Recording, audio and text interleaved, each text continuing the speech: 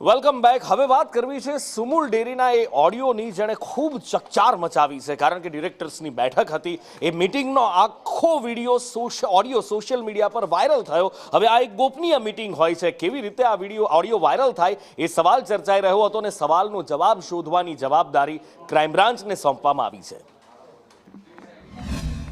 ને બોલાવેલા છે। અમે 4 જણ છીએ, કાંતિભાઈ ગામિત, સુનિલભાઈ ગામિત, રેછાભાઈ ચૌધરી અને હું પોતે ભરતભાઈ પટેલ। એટલાઓને આજે અહીંયા બોલાવેલા છે। એને અમે જે જવાબ આપવાના છે એ અમે અમારા વકીલ સાથે લાવીને જવાબ આપવાના છે।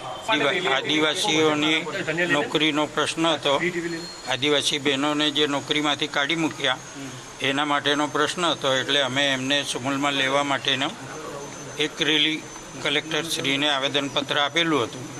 એના માટે અમારા નામો આવી